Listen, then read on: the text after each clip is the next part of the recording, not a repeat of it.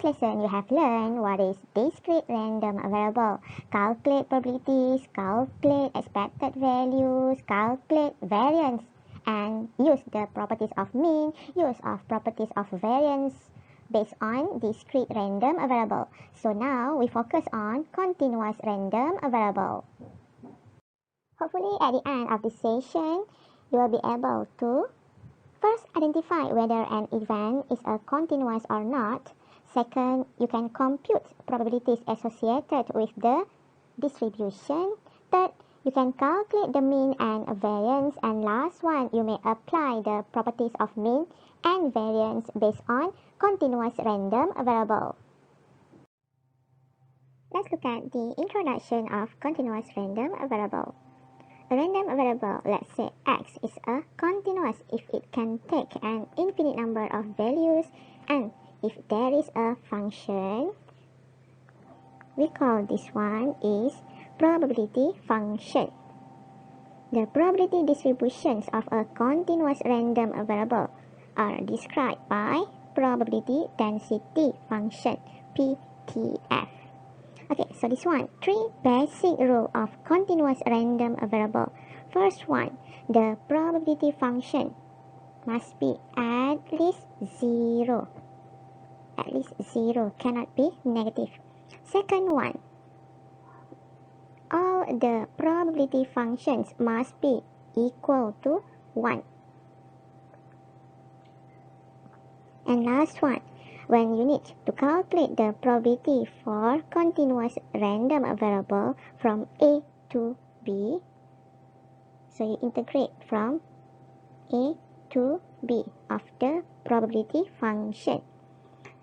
So example of the continuous random variable is the length of leaf of a certain tree. Why we say length as a continuous variable?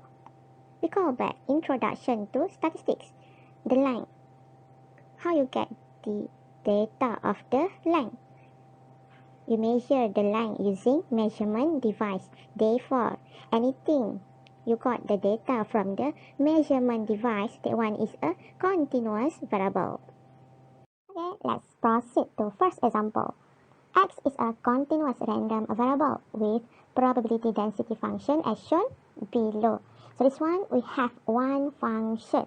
So one function, this is lower bound and 3 represent upper bound.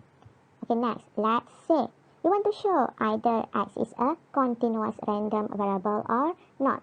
So let's try to solve the question by using this basic rule of continuous random variable. Means when you integrate the function at the end, you will get the answer exactly 1.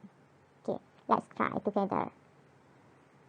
Integrate from lower bound 0, upper bound 3. So 0 is lower bound, 3 is upper bound, and then function 2 over 9, 3 minus x dx. So 2 over 9 is a constant. You may bring to the outside. Okay, then become like this. 2 over 9. Integrate 0, 3. 3 minus x dx. So now proceed to integration process. So 2 over 9. First here, 3 is a constant. So when you integrate, just plus the variable 3x minus. So this one, power is 1. So original power 1 plus 1 become 2.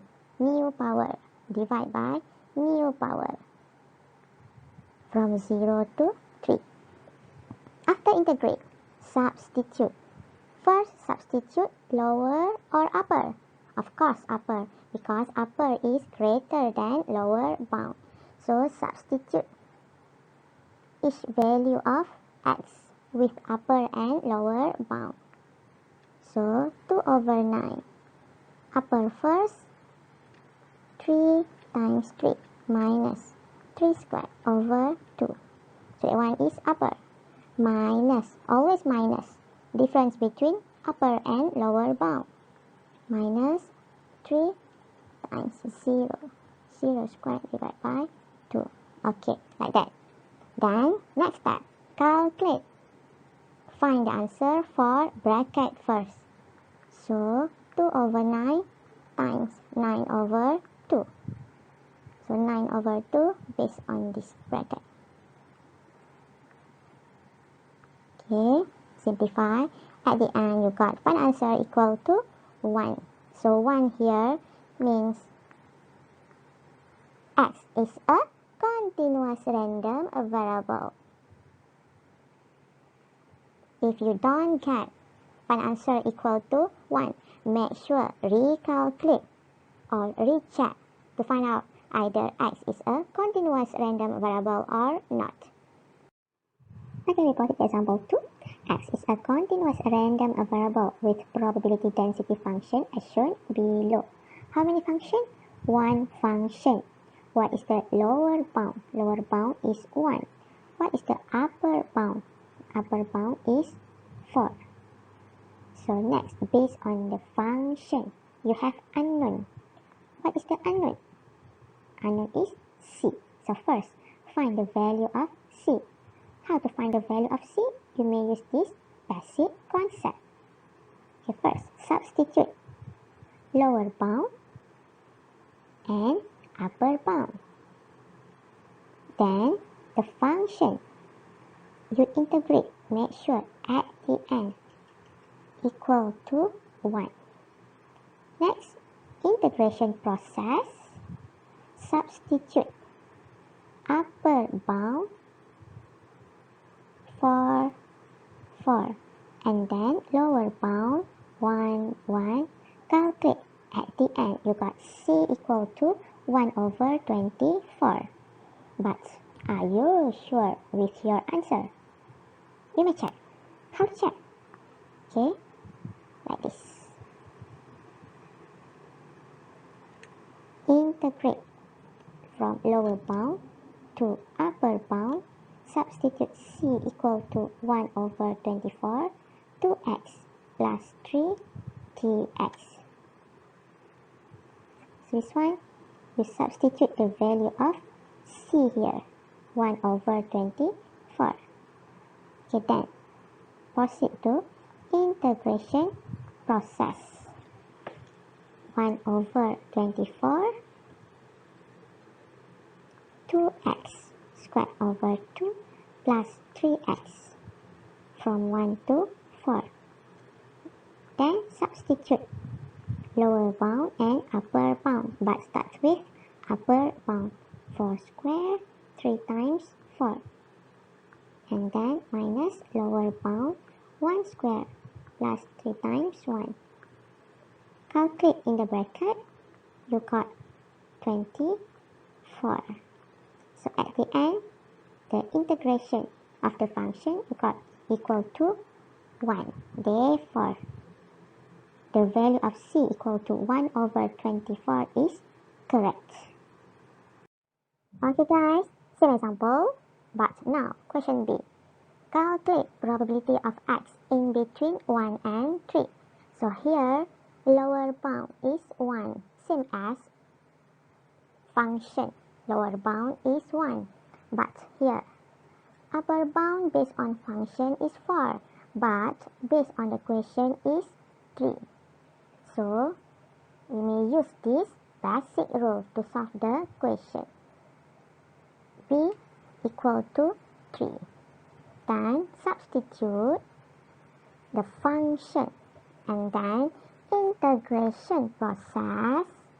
After you integrate, substitute the upper bound first, which is 3 here and then 3 here. Then lower bound 1 and then 1. Calculate. At the end, find the answer. You got probability of x in between 1 and 3 equal to 7 over 12. Still same example, example 2. But this one is different. Calculate x at least 2. So 2 is lower bound, which is the value of a. But what is the value of b, which is upper bound. Look at the function here. So the function is based on this lower bound and then upper bound. Easy if you construct number line. So number line 1, 2, 3, 4. Here the function of c 2x plus 3. But based on the question, here x at least 2, which is right here, at least 2. So at least 2 means 2 and above. Therefore, here is your range or area to find the probability of x at least 2. So 2 become your A, and then upper bound is 4. Then you may use this basic rule. Substitute the function, the lower bound, 2, and then the upper bound is 4. The difference is here. Okay. Then integration process. Substitute upper bound and lower bound. At the end, you got final answer equal to 0.75 or 3/4. Okay, we proceed to example 3. Let y have the probability density function. So compared to the previous example, this one we have two functions. 0.2 first function, 0.2 plus cy is second function. So first function, this is the lower bound and upper bound. And then this is lower bound and upper bound for second function. But look at here. Upper bound for first function is exactly same as lower bound for second function. That's why we call it continuous random variable. So if you have more than one function, make sure the upper bound and next lower bound of the function must be same. So 0 here means the probability for another value of random variable is 0, means impossible to occur. Okay, let's proceed to first question. Show that c equal to 1.2. From this question, you already have the final answer. Means after you integrate at the end, you got 1.2. If you got the final answer is not equal to 1.2, means you need to recheck or recalculate your steps by steps. Okay, so let's try to solve the question. First, this is the basic rule that you must use. Second, substitute lower bound, upper bound, and then all the function. All the function, not one by one. You plus first function and second function plus. Make sure equal to 1. Then integration process. Substitute upper bound and then lower bound for each function. At the end, you got c equal to 1.2. So if you got c point 1.2, means that your calculation, your step by step is exactly correct. Proceed to question B. Calculate probability of y less than 0.5. Which function we want to use? First or second? Or maybe both? Look at the range for each function. So first function from -1 to 0. Second function from 0 to 1. But here, what you need to calculate is y less than 0.5. Okay, let's draw number line together. -1, 0, 1. Here. So this is first function and then second function. But what you need is here, less than 0.5. So here less than 0.5 means that combination of function number 1 and function number 2. Therefore, you need to use this basic rule of continuous random variable to solve the question. Okay. The solve or step by step, we start with this first step. So, first function from -1 here. And then stop at 0. Proceed to second function 0 but stop at 0.5 based on the question. Okay, then integration process, substitute upper bound and lower bound. At the end, you got final answer equal to 0.45. So this one you solve the question based on combination of two functions, but you may use only first function to solve same question. But how? Okay, look at this area here. So this area just focus on second function only, means you use basic concept of probability, which is PA plus PA prime equal to 1. So using this basic concept, how to solve the question? Therefore, y less than 0.5 equal to 1 minus p. Y greater than 0.5 means you just integrate one function from 0.5 to 1. What is the function? 0.2 plus 1.2 y dy. So, if you use this technique or method, at the end, of course, you will get same answer. So, what is the final answer? 0.75. Same answer at the end. Up to you. Two functions or just one function. But if you want to use one function, remember this basic concept. A plus A prime equal to 1. Okay, we proceed to expected value. So expected value, known as mean or average of a random variable x, is given by expected of x. So this symbol represents expected value of x. But this one is, we focus on continuous random variable. That's why, as usual, you need to integrate. So integrate, you need to find ex times function of x. Please remember this formula. And then this one is a properties of the expected value. So the properties is same as discrete random variable.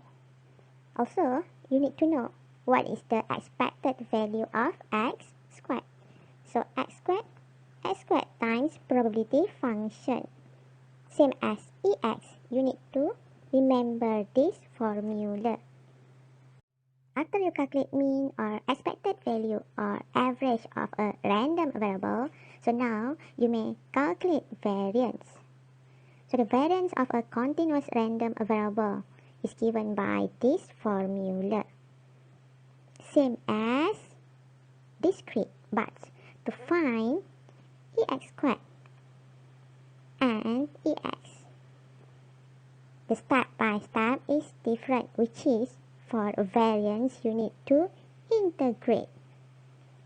Okay, next, from the variance you also may calculate standard deviation, square root of variance of x. So this one is the properties of the variance. Remember these properties. The properties of the variance of a continuous random variable is same as discrete random variable. But the way you calculate expected value of x and expected value of x squared is differ. So now we proceed to example 4, which is, this is example to show how to calculate expected value of continuous random variable. Given that y is a probability distribution function of continuous random variable, so the function is 3y squared here. From 0 to 1. So 0 is lower bound, 1 is upper bound. First question, find the expected value of y. So to solve this question, recall back what is the formula to get expected value of y. So this one. So based on this example, the random variable denoted by y. Therefore, here is EY based on variable. Let's say a variable is x. So here become x, not y anymore. So next, you want to calculate expected value of y, EY. So integrate y. And then function of y, 3y squared.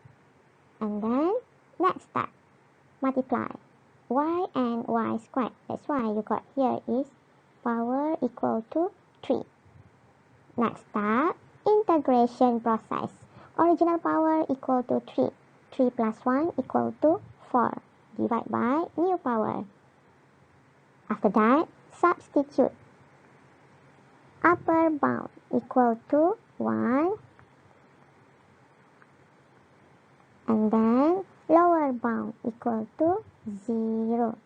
Calculate. At the end, you got final answer for expected value of y equal to 3 over 4 or 0.75. Okay, after you calculate me, now you may calculate the variance of y. So, from the formula, you need to find this one.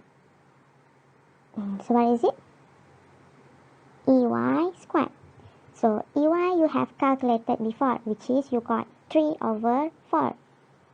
The expected value of y. Okay. So now we proceed to calculate expected of y squared.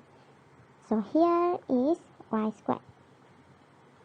Based on this y squared. Then times the function. So the power become 4. 2 plus 2 equal to 4. Okay, next integration process. 3y power become 5 over 5.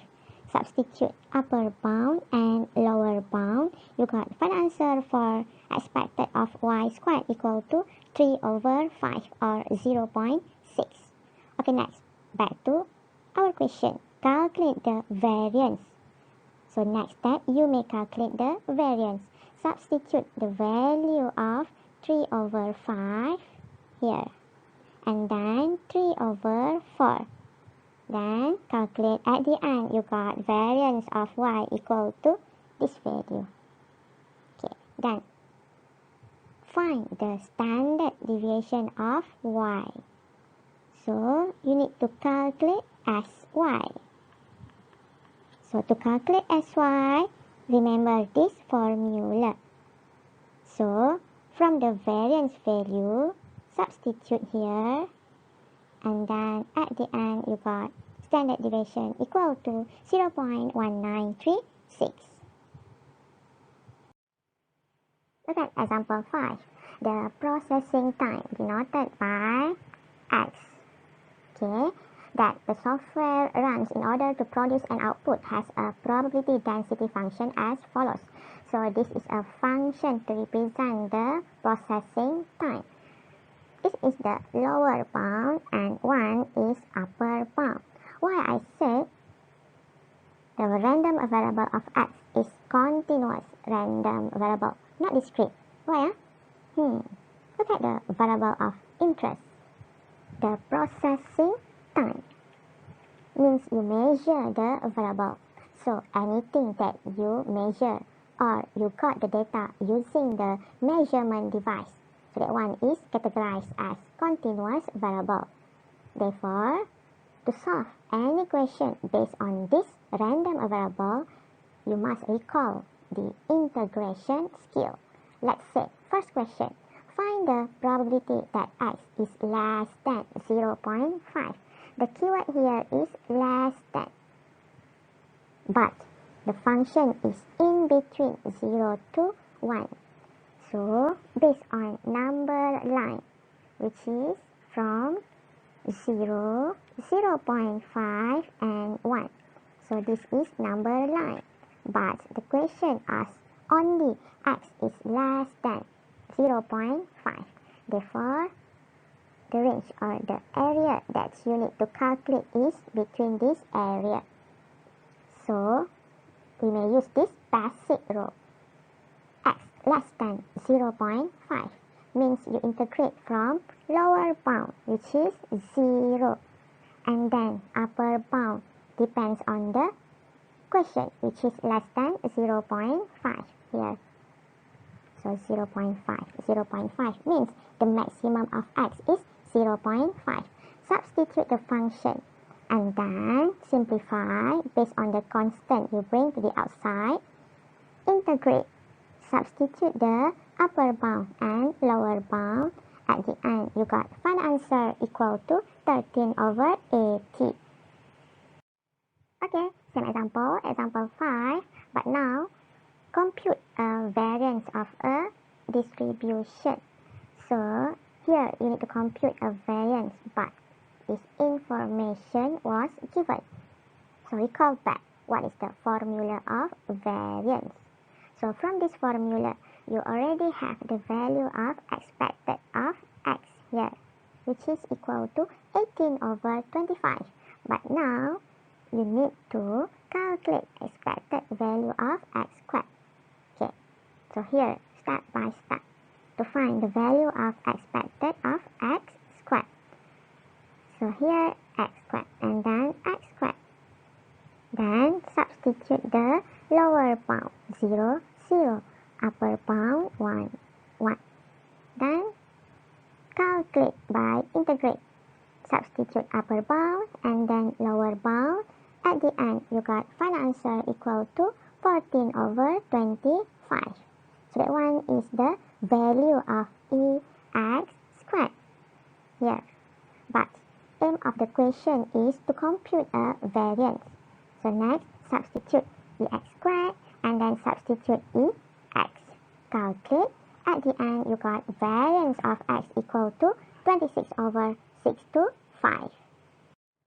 So now still example 5, but I want to show how to use properties of expected value and properties of variance. So first, recall back what is the expected value of x and the variance of x. Next, proceed to solve first question, this one, expected of 5x plus 2. So, we may solve this question using these properties. Why? Look at this value. So, 5 is a coefficient of x. And then 2 is a constant here. So, become like that. Then, after that, substitute the value of ex. Substitute.